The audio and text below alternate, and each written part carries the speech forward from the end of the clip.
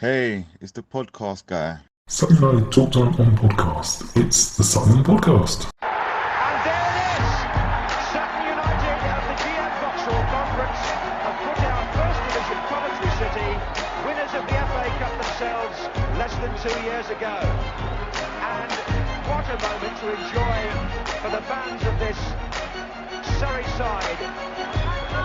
They've had their moments before, but never one like this.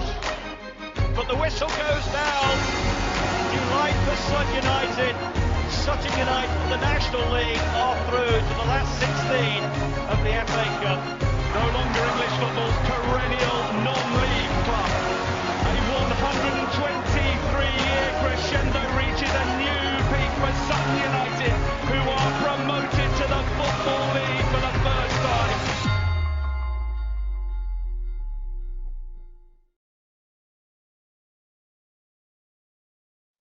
Hello and welcome to another episode of Sutton United Talk Time on podcast. It's the Sutton Podcast. I'm your host Mike and we are sponsored by Lucky Star Gym. Today we are joined by Neil, who's defending a 100% record I think, and Joe, and we will be talking about a win at home. We obviously enjoy everyone's engagement, as I always say, and I thank everyone for their engagement and the people who do it quite a lot. I do see you and I really, really appreciate it. Thank you very much. But anyone who wants to join in, please do so on all the social medias at Sutton Podcast, on any of them really. We'll start with Joe. It was a few weeks ago. I've got the wrong agenda up. So we'll start with Joe. It was a few weeks ago. I think it was the Forest Green match that you were on. It's a bit of a dire match to be on, but you were on after that. How have you been since? Lovely to be back, Mike. Thank you. It was the first Green match, which was a very different home match to what we had yesterday. I've been good. Started sixth form, which is a new step up. My school, not that some of them knew that I was on the podcast, but some of them listened to the podcast and they did enjoy it, which is good. So yeah, I've been good, been busy. Haven't been to as many matches as I would like due to just kind of schoolwork. So kind of now that that's died down after the first 6 weeks, I'm looking forward to trying to get some more matches like the one yesterday. Beautiful. And Neil, last time you were on was I think the Villa under 21, which is technically a draw. So we have a 100% record. You got, I think that's now 3 wins in a draw for you, but I'm not tracking it, everyone. Don't worry. It's not going to be everyone's record is brought up. But how have you been, Neil? I've been fine. Unfortunately, like Joe, haven't been able to make many of the matches because of clashes with the social calendar and birthdays for kids and things like this. So it was nice to be back to see a win because all the ones I'd seen live have been defeats since Notts County, sadly. I'm better when I'm on the podcast or watching on iFollow. Yeah, I mean, to be fair, most people have all been defeats this season, so it's no great shame. So quad news, there wasn't really a huge amount to pick up on at the moment. We've got the ladies' match was called off earlier for waterlogged pitch, so that will be rearranged soon. I did already mention that I'll dig it again. The FA Cup match on the 12th will, I'm sure, be going on sale soon, so it'll be good to see quite a few people supporting that. The coaches, I know they're collecting money for Colchester and it is paying advance now, which is long overdue. To be, as far as I'm concerned, I'll take everyone's money straight away if it was up to me. In fact, pay even if you don't want to get on the coach. And then, as Neil and I discussed at length yesterday, the 50-50s are doing brilliantly, and I'm going to take as much credit as I'm allowed to get away with for that, even though it's got nothing to do with me. Also, they will be, I've just spent most of the day editing the video on Black History Month, and it will be going out Monday evening or Tuesday at the very, very latest. There's just one video that hasn't worked quite as well as I was expecting, so I'm just hoping to get some backup files on that one. But to the match, Joe, we'll start with you. What were your thoughts ahead of the match? I mean, I got 11 out of 11 on the lineup. There's Neil shush. I've got 11 out of 11 on the lineup, all by myself. No cheating involved whatsoever. But Joe, how did you manage with the lineup, and what were your thoughts ahead of kickoff? I was very happy with the lineup. I thought that our last two games had been much better. Nowhere what we were seeing of September. A team that had fight and looked like, I think Wrexham, I think Morecambe, I think both games were just obviously much better performances. And I think we've really got a settled top two of O'Brien and Smith, which is good because I think this start of this season, portions of last season, quite large portions, it was a bit mix and match as who might start up front sometimes. And I think now that that's quite a good top two, they know their roles. I think that's starting to work. Happy with the back four. I think the only one I thought that might play was Amari, who didn't play. But I think other than that, I got 10 out of 11, which when I saw you tweet 11 out of 11, I was like, this is going to come up tomorrow. I was like, he's going to be very happy with himself. Always. I timed my journey into the bar with perfection. Neil, how did you get on? I think you got 10 as well, didn't you? Yeah, I got exactly the same 10 as Joe, and got all the. I was a mistake on the subs because I thought Lee might come back after his tonsillitis, but it was Tope. So 6 out of 7 and 10 out of 11. I don't even attempt the subs. I'm going to be honest with you. I'll do my 11 and that's it. But ahead of kickoff, I mean, obviously Tuesday night, or the last couple of games, as Joe mentioned, we've had that little bit of extra fight, that little bit of extra, like, this is Sutton, this is our season starting now. I know it sounds silly because we're in November, basically. But it did just show glimpses of what our team should be able to do and what they're capable of. Were you confident ahead of kickoff? Neil, I'll start with you on that one. Surprisingly for me, I was confident. I just hoped that the performance and the team spirit and the fight from Tuesday night will be carried forward, and there seemed to be no sort of hangover from Tuesday, and I was absolutely delighted and a lot more confident after 4 minutes than I was perhaps before kickoff. And Joe, how are you feeling ahead of kickoff?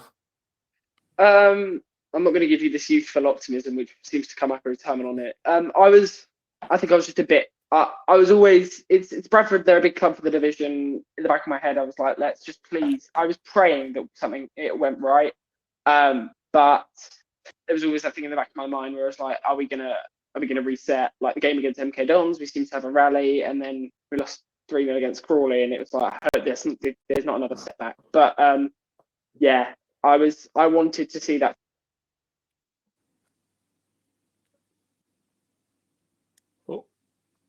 You muted.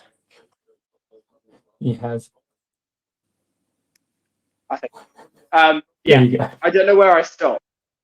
You wanted to see. Yeah, basically, I wasn't entirely confident, but I felt that if we could produce what we had done in the last few weeks, then something was going to give, and I think we saw that yesterday. Yeah, and as Neil mentioned, great start. Mr. Coley, who not only his first Sutton goal, but he reliably informed me that it's his first EFL goal as well. So great start. It was at the far end, so I have had my context changed now, but I didn't really see it, to be honest with you. Joe, what was your view of the goal?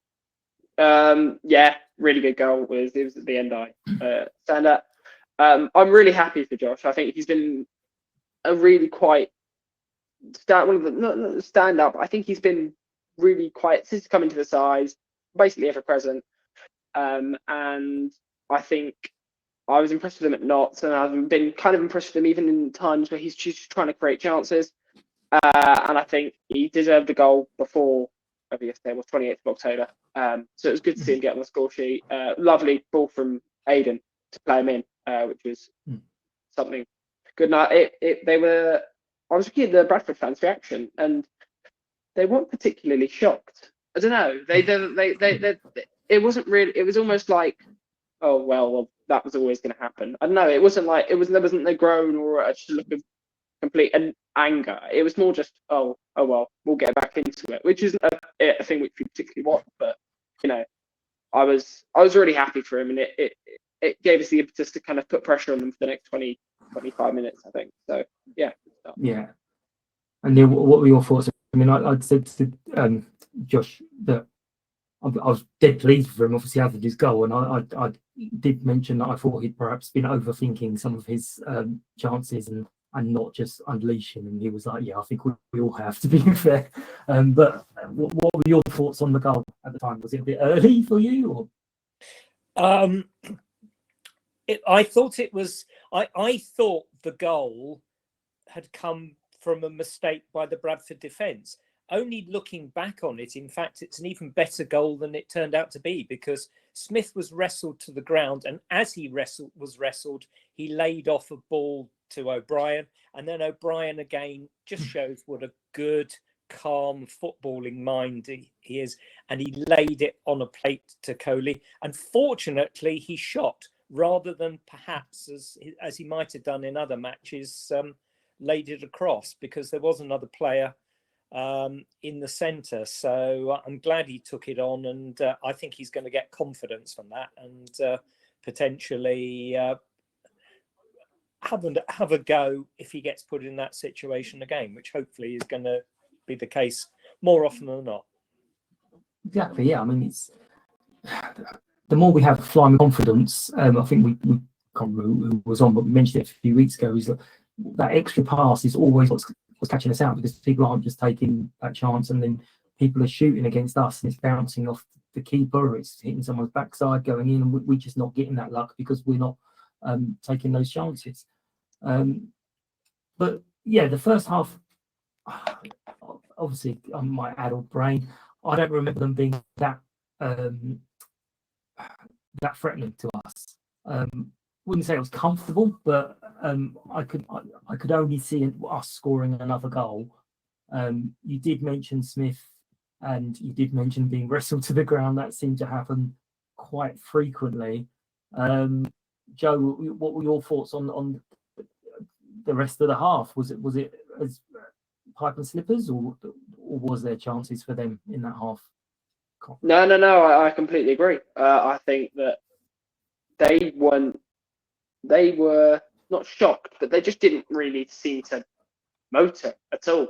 I think it reminded me, now obviously I have a less experience to draw on here, but it reminded me of a few games in the run we had back earlier this year, so January to March, where we weren't like, it wasn't like Notts where goals would seem to, chances were coming from everywhere, but we were getting the ball into good positions, maybe getting a shot off, but maybe if not, just being happy to let them play around, have the ball, let them bring someone to the ground, it'd be Omar last year, but Harry this year, to the ground, and just kind of be safe. And I didn't think they were going to score. I didn't particularly see us going to score, and I think we were pretty happy to get to half time 1-0, no real threat. And it just made me feel that this is the kind of play that we become familiar with for portions of the last 2 years, and the way we play, the physicality of it, and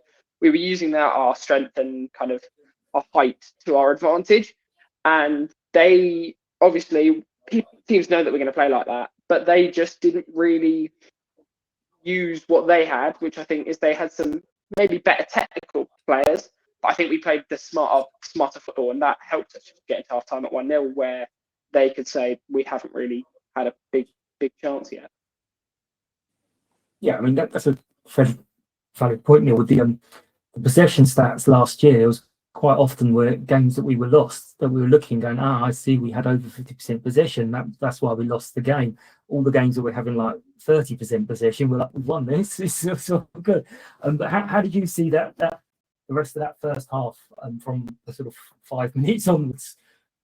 Well, I think I said to you at half time, Mike, I thought that was the most comfortable half that we've had for a long time. It was more comfortable than Walsall when we were 4-0 up, because Walsall caused us trouble and could have had some goals themselves. So Bradford looked as if they were asleep. I think the effects of Tuesday and their drubbing at MK Dons and the travelling affected them an awful lot more than we were affected by our long journey to Wrexham and losing 2-1. So it wasn't until after half time that they woke up. Yeah, I mean, so yeah, half time, obviously, we're going in, we're winning, what's going on? Great crossbar, Harrison, who I think they hit the crossbar on at least one of their chances. Second half, I can't remember which way around it was. They scored, Haddock scored, and then hit the crossbar. But they definitely were more threatening in the second half. I know there was another time where you were having particular kittens, Neil, where they played through and Dean sort of came out and we were like, is the penalty coming up? What were your thoughts on them in the second half, Joe? They've had a rocket at half time, but were you worried, or did you still think it was comfortable?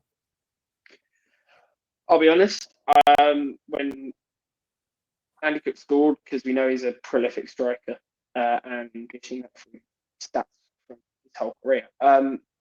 Yeah, I was worried because they then had a 10-minute period after the goal where we looked like we could go 3-1, 4-1 down. They hit the crossbar. He missed a header from the box. They had corners. They were threatening. I think they just before the Cook goal, they had just hit one over the bar from a long throw, which is another potent weapon of theirs. I think they started the second half not too differently, and then they just got, I can't remember what it was. There was something. I think it was Omar going off, just shooting from distance. There was a pause there, and it just started to turn. And when he scored, which was 7 minutes or so, not really against the run of play, just happened, I was like, okay, we need to reset. When he hit the crossbar, Dean had no chance. That could have easily just nestled top left, and I think the rub of the green, I think they would have gone on to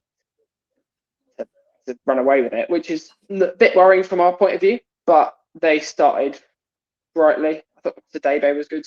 Their corners, the way they marked up. Losing Omar, I think, especially in like long throwing corners, was a bit of a blow, because I think they created more chances from what they could have. Because Omar's just 6-7, that's pretty self-explanatory. But I think that period from about 50 minutes to about 65, 70 minutes, we were under the cosh a bit. And I think for the first time, I think sometimes we've been a bit hesitant with subs. So I think subs kind of changed the game slightly. Yeah, I mean, Neil, I know you mentioned to me yesterday, I think it was fairly shortly after Omar went off and Louis came on, you were a bit sort of nervous about the throw-ons in particular, of knowing who to pick up, because Omar was obviously doing a great job. But how did you see that second half onslaught, if we're going to call it that? The loss of Show Me was pivotal, because he'd basically marked Cook out of the game in the first half. He didn't really get a sniff or a look in. Omar was getting everything that was coming into the box. He was dominant. It's not the same when Lewis came on. We looked for a few minutes. We looked disorganised, and Cook had that 5-10 minute period when he could have had a hat trick. If anything, he hit his shot too well. If he'd have hit it slightly less well, I think it would have gone in. And the cross from the Bradford number 8 that Cook couldn't keep on target was too hard a cross. So therefore, as Joe rightly said, we had that little bit of rub of the green. Things went our way in that 10-minute period, and then we reorganised. And I think Matt's substitutes were proper substitutions to actually change the game, rather than being sort of some of the panic ones which we've had in other matches, and we reproduced, Jackson coming on the right hand side for Foley, just gave us a little bit of stability on there. It reproduced our two non-wingers on the wings from Tuesday, and we got the control of the game back. And then for the last 20 minutes, it looked, as I said to you, we needed a bit of luck, and the goal was sort of almost fashioned out of nothing. Not a set piece goal, which I thought possibly was the only way we were going to score. It was a very, very nicely worked goal and a superb cross from Clay for Harry, who was the shortest man in the box, yet he managed to rise above everybody and put the perfect header in. It was Harry of old. It was a set piece. It was a throw on that they cleared out for us to then recycle back in. So it was the recycling. It wasn't from the set piece. It wasn't head on and then in. So not a set piece. Did you? There's two things on Harry's interview. So obviously Harry's late goal. I mean, I've written down. Oh, and then there was another late goal. Oh, hang on a minute. It was ours. Yay!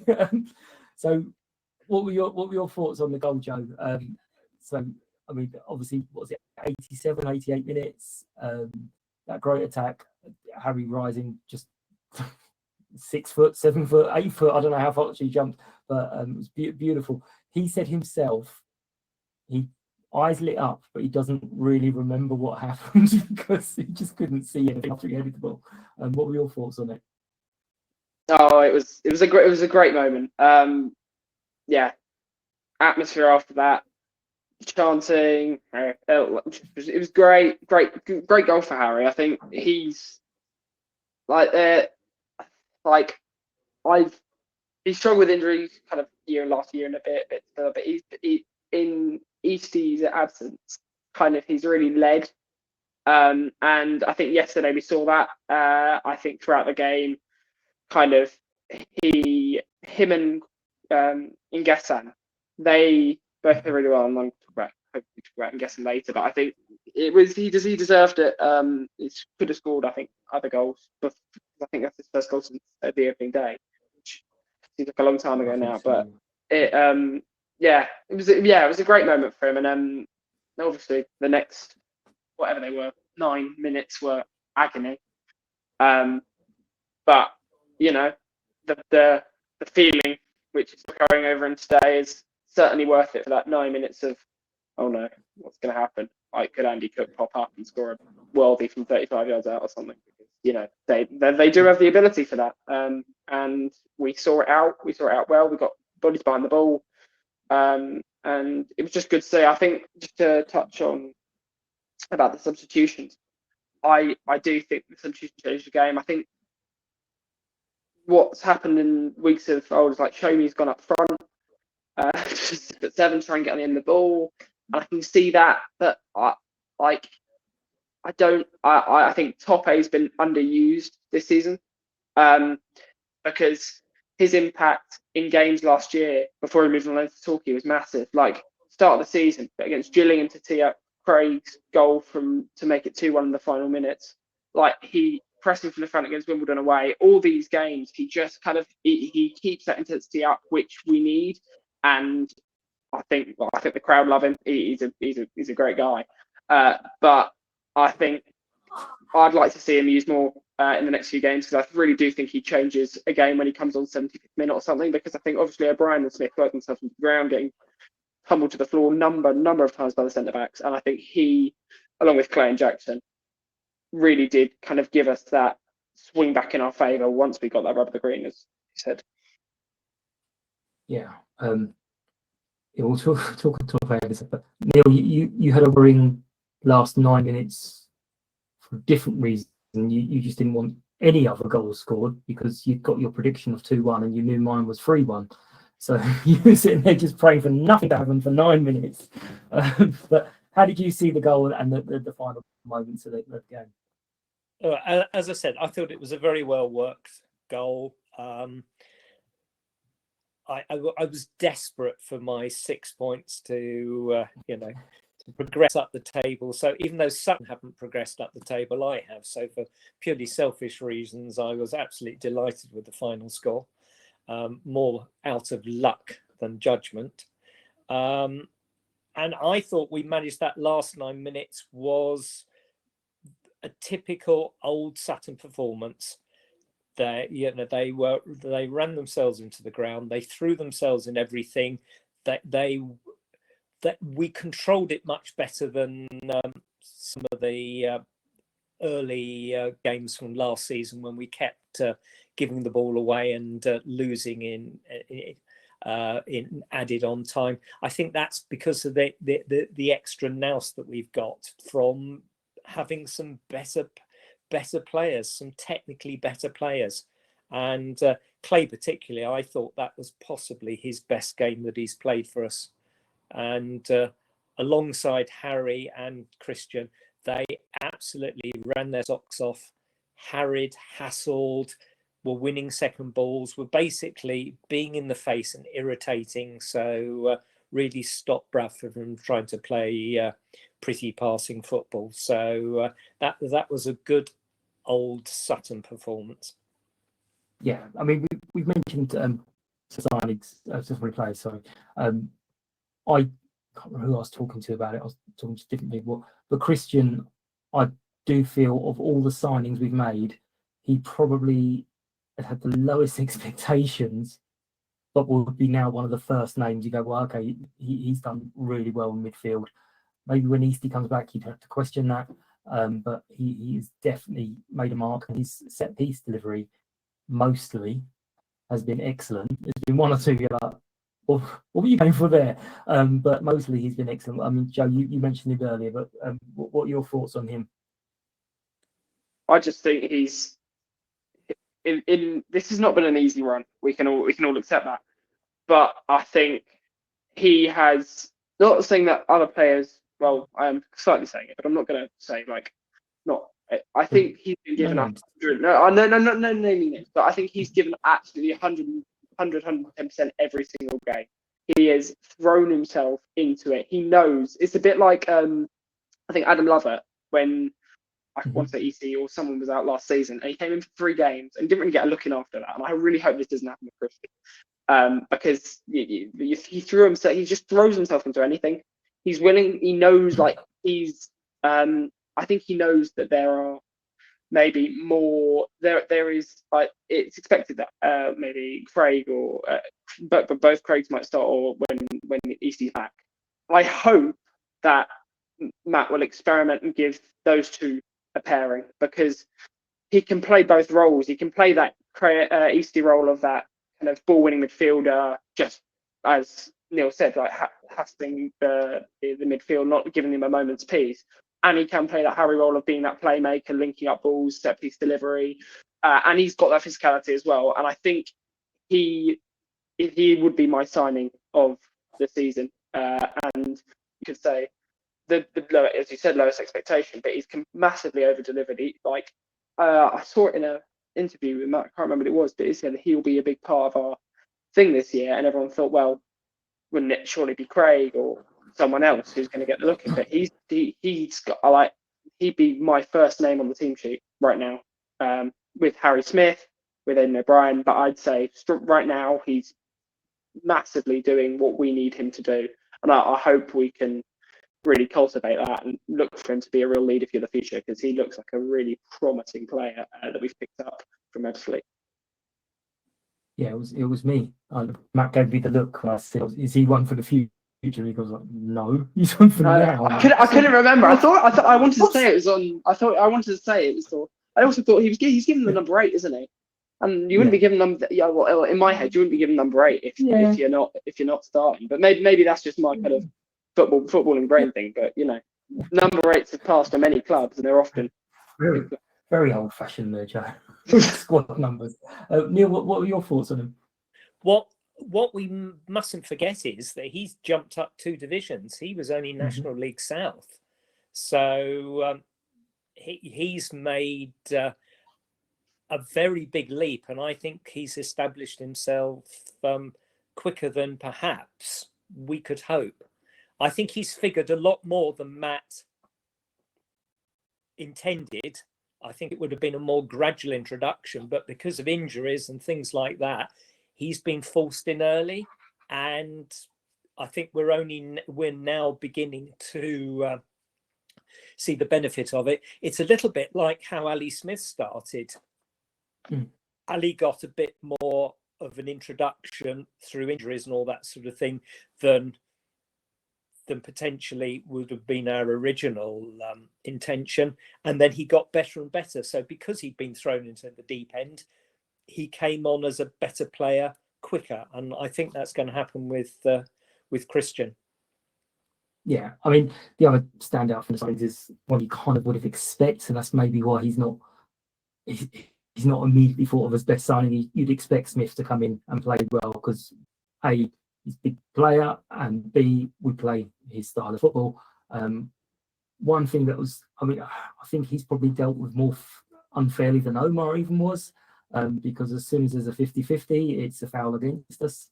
There was one yesterday where the guy nearly took his top off. And it was just like, oh, that's gone against us as well. Okay, clearly you're not allowed to show your naked midriff.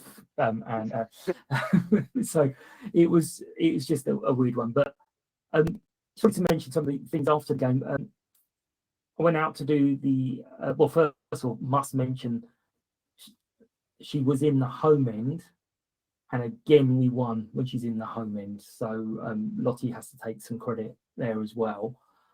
So she was in the right bar this time. But I sort of went in and thought, right, I'll do my my little happy video.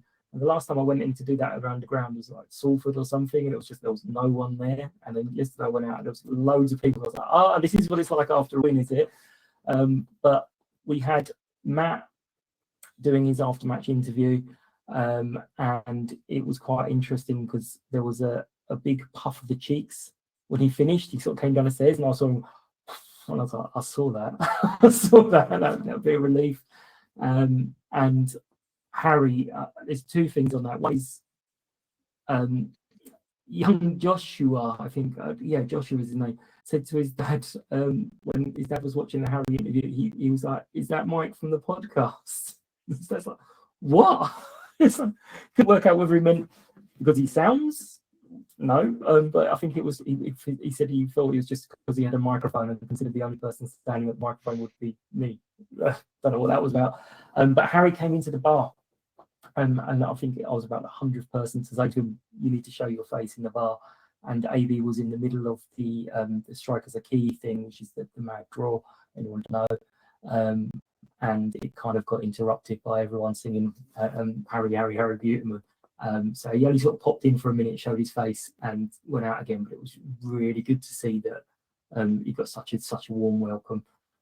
But yeah, it was nice to see different things afterwards, and the happiness around the place is just so much better. There's a huge hug between Harry and Bruce as well, so that was good.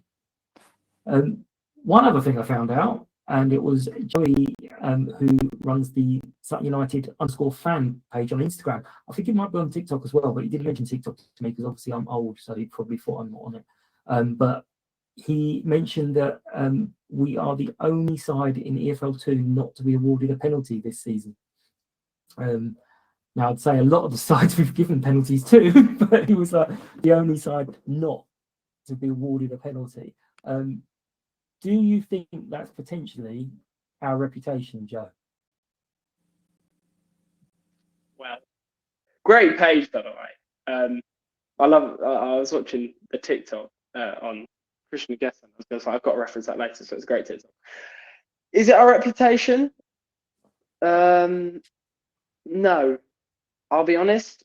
I think it's because what some of you said earlier. I don't think we get into the box enough, and we haven't really been making the chances this season to get anywhere. And I can't actually think to mind of a penalty decision where I was like, well, I can't think of a foul in the penalty area where I can just think that's a pen. Because in past years, I've definitely thought that. Like, I can't think of anything to mind, but I can definitely remember some from last season. Like, I can remember one from Farnborough. This season, I can't remember any, and that might just be the run of form we're on. They're getting into the box. Like a lot of them have come from set pieces this year, or goal in the edge of the area, or just kind of balls in behind. Maybe that will change as we start to gain confidence. We're willing to run at defenders, like yesterday with Josh, and maybe that's how we draw fouls. I think when you're low on confidence, you're less willing to take on defenders, and when you take on defenders, you often get fouls. Maybe it's that Harry Smith thing. He's 6'7", and if 6'1" defenders fouling him, it's probably the other way around. That probably doesn't help, but I don't think we can blame it entirely on reputation, because I think that we have to look at ourselves and say slightly, right, now if we do what we did in bits yesterday, and bits of Rex and bits of Morecambe, we can start to make those opportunities, because more often than not, we're pretty good at penalties. Like Rob, Harry, we got, as we saw in penalty shootouts this year, we're normally pretty good. So let's try and use the confidence we get from attacking rather than waiting for a mistake from this win. Yeah, there definitely was one at Crawley, and it was Johnny, which again. Oh yeah.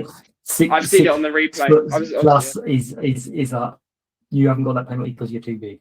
But Neil, do you agree? Do you think it's just us not running into box? I know there's been times when Amari and Josh run into the box, and you're like, keep going. They're gonna put a foot out, and then they turn back and recycle. Or is it reputation, or is it just not making choices, Joe? I think.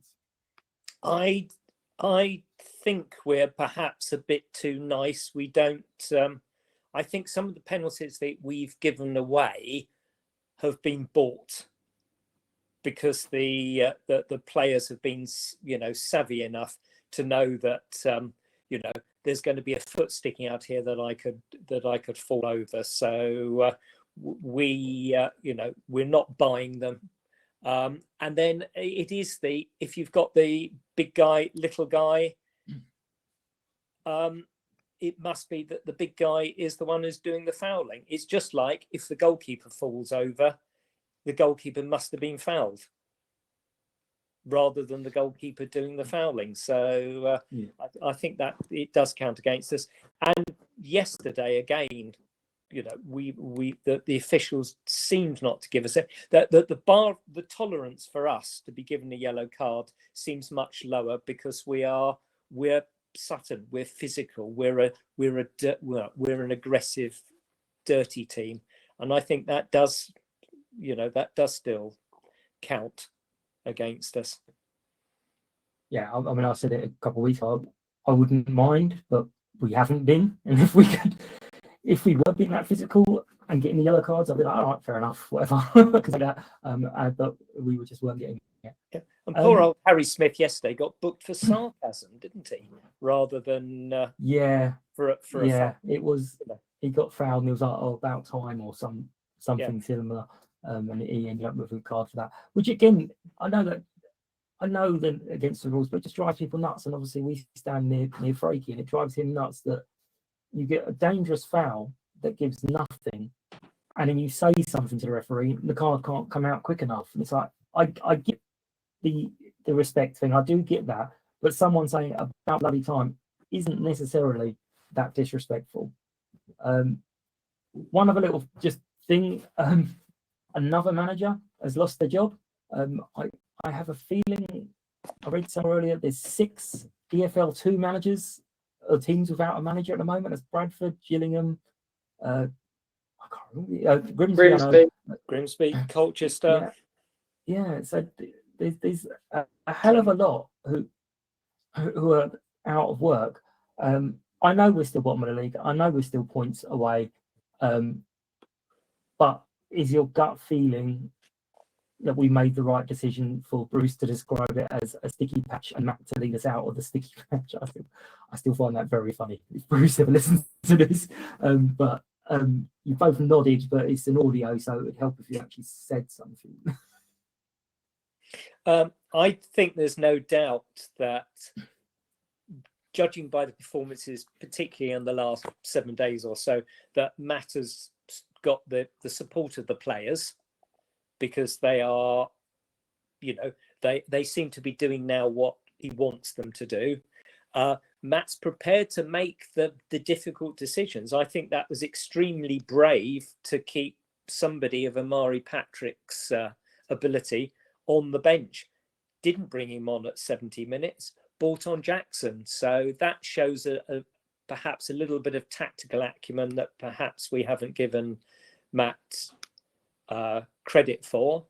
And it's this supposed new manager bounce is a bit more of a myth than reality. It doesn't always work. And I think, continuity is probably going to pay off more times than knee-jerk sack your manager. And quite often, some of these clubs who sack a manager at this stage are sacking them the newly appointed manager when it gets to near the death of the season. So it's a ridiculous situation. There was a very good on the Not Top 20 podcast. They had a good sort of special a few weeks ago, and it was this very thing about there was a company that do a lot of data, and you would assume that they get paid to say, yeah, this is the best manager to fit you, but their job also was to say, no, now's not the right time, and actually use Sutton as an example of, are Sutton doing better than they're expected, or would we expect Sutton to do better under a different manager? And they said as well that new manager bounce just doesn't exist. It's just it's something that happens maybe one or two games where players think, oh, I better back my ideas up, but then it just reverts back to them again. Joe, what are your thoughts on coming through the patch? Again, it's a run of one game, so let's temper the expectations. The performances have been better for the last sort of few games, but it's by no means that's it. We've sorted it all out now. Yeah, 100%. It's been a very difficult 2 months, and you can see that in interviews. You can see that on the pitch, because often I feel like managers, when you lose the dressing room, that's the point where you seem like you want to go. And I don't think Grimsby have lost the dressing room. I don't particularly think Gillingham have lost the dressing room. It's been a bad run, but everyone has bad runs. You could say Man City are on a bad run right now. They lost twice. I know that's Man City, but they won 3-0 today. You get through it. You don't. If you lose to Wolves, you don't. When you're Man City and you're basically winning everything, you don't basically say, "Oh, I'm going." I think that's the same thing. You've just got to stick it out. You've got someone who knows the club, who's built them up from winning a league in a season when their aim was stay up. You've then got the highest points tally not to go up your first season. You go through a torrid run of injuries the season after and manage to get a respectable 14th finish. And you're just having a bad start to the season. But you've shown what you can do. You've had great performances against Cambridge, Notts, Walsall. You could say they're flash in the pans, but there are other games there like Barrow, Wrexham, Morecambe. There are a number of games there where we can say, right, that isn't completely just. There are points we could have got there. Didn't get the rub of the green. Got the rub of the green yesterday. I think we were all saying it, including myself. I was like, right, when Doncaster, I think, was a bit of a low point, I was like, okay, where are we at now? I have full backing that he will bring us through this. A win, if the way I see it, wins in the next 2 games, that's where we need to be. We can get, I think we can probably get out the drip. Colchester's a massive game. 23rd, managerless right now, got a point to prove after losing 4-1 away to them last season. Get a starter run in a cup, and before you know it, we're flying. I have full faith that he will get us through this, and we've got to remember that we're punching so far above our weight, and loads of other people think this, and many people have said it. Like I've seen it on Twitter today, just saying great win for Sutton yesterday. That is what they can achieve. And remember, we only had 14 of the playing staff we had last season, and it takes time for a squad to gel. It's clear that squad has gelled, and that Matt has now got their players and saying, look, this is what I want you to do. He's got a keeper and who he trusts, he knows well. He's got 2 two talisman strikers who are experienced and know what they want to do, and I can see it all starting to come together. And let's be real, we're joint with Colchester, and 3 points seemed a lot before yesterday. Now it feels like with 3 wins in November, we could be up to 21st, 20th, and that's a great feeling from where we were losing 5-3 against Swindon or losing 4-1 against Doncaster. So I completely think just keep going, keep believing, because I think belief is what spurs good results.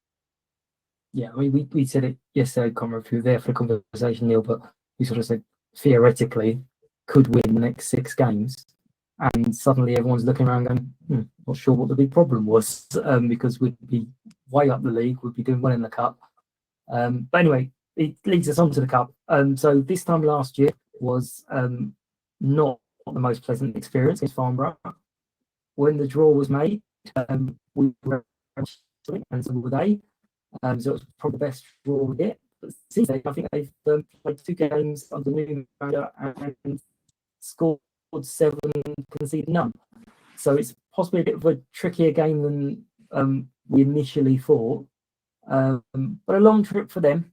And I mean, what are your thoughts on the game? Are there any implications? Is it a case of, we desperately need a cup one? Matt said it in his interview that he's got us promoted, he's done well in the League Cup, he's got us to the Pizza Cup final, got us to Wembley, but he's never really got going in the FA Cup. Neil, what are your thoughts, and how do you see the game going? I know it's a week away, but how do you see the game going on Saturday? I think Matt will ring the changes a little bit to give some of the other players minutes, which won't be a bad thing because they're not bad players coming in. So I certainly think Amari will start, and probably Pereira will get a chance. Danimana will as well. Ben will play, but because the thing Joe's already mentioned about Colchester, I think Ben's going to be suspended because he's now picked up his 5th yellow card. Doesn't count for the cup, but it does for the league, so he's going to be out. And I think I'm pretty sure that Omar Shumi, that's concussion, and he has to miss 14 days, so he's going to be missing for Colchester as well. So I think next week will be a bit of a practice. I think he probably will. We'll see Jackson at right back, and Joe probably moving into the centre with. He might play Ben. He may decide to practice and put Ben on the bench and have Joe and Lewis in the centre. Yeah. Joe, what are your thoughts? Well, my first podcast, it was the day, I think, 2 days after the FA Cup draw. And I said, should beat these lot. They're National League South. So I am not saying anything. I'm saying I hope we get a cup run, because as Matt said, it seems like he's yearning for it. I texted Mike on Friday. I said, "Where's Jack Rose?" Because I love Jack Rose. I think he's a great keeper. As much as I love Dino, I think I want to see him back. And I don't know if he's injured. He might be injured, but I haven't heard it in any interviews. Maybe he's just being rested. Maybe I don't know what's happening. If he's fit, I'd love to see him back in goal. I'd love to see him fighting it out for that number 1 spot, because I think he did. I don't think although he did face some pretty heavy drubbings as keeper, I don't think that was because of him. I think he did pretty well. We know he's a great keeper. I completely agree with Neil. I'd love to see the changes. Amari, who else? Tope, I'd like to see play.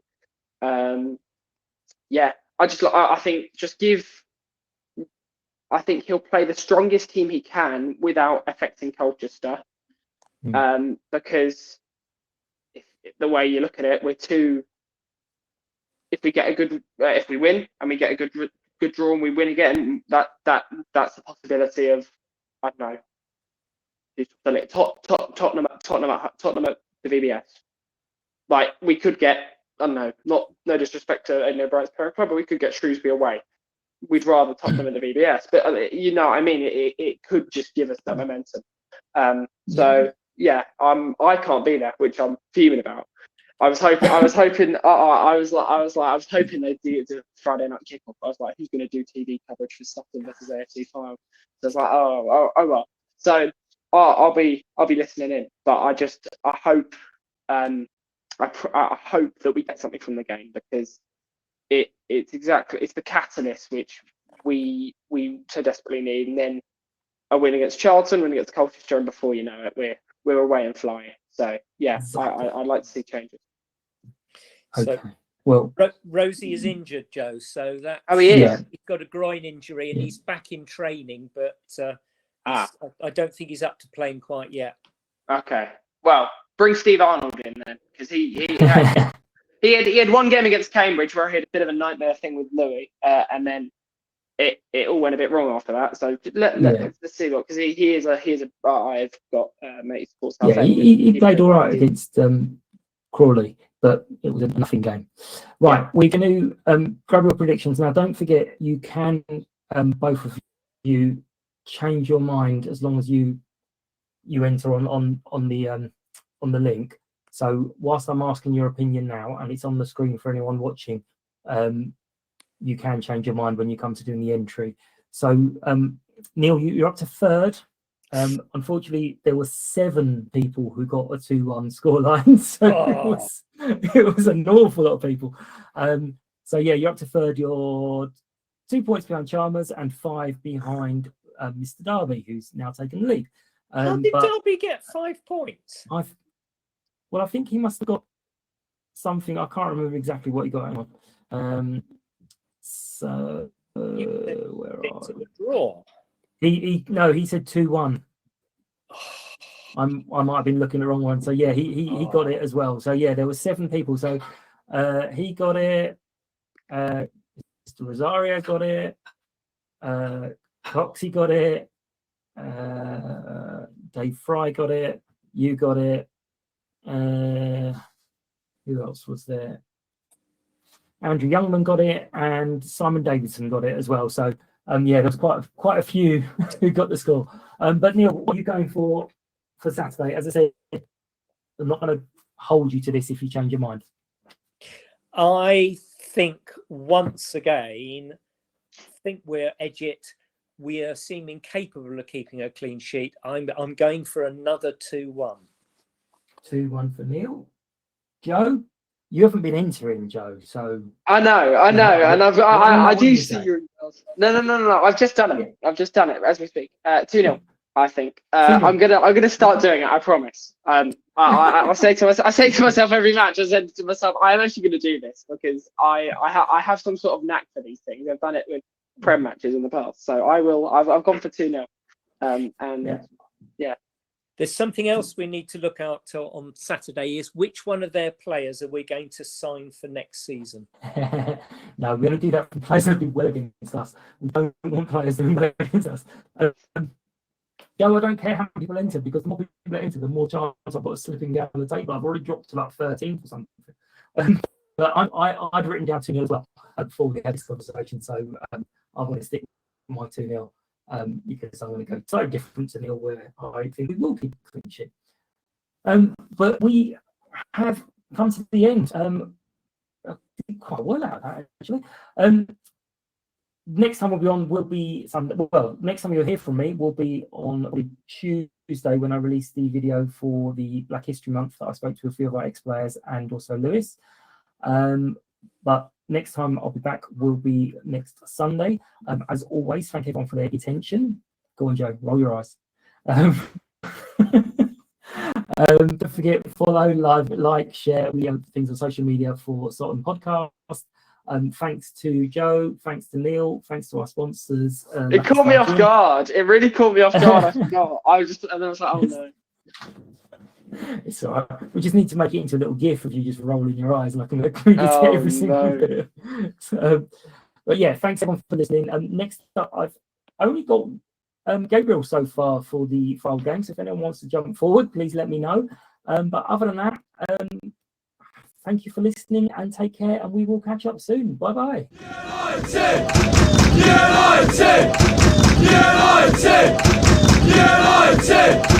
United!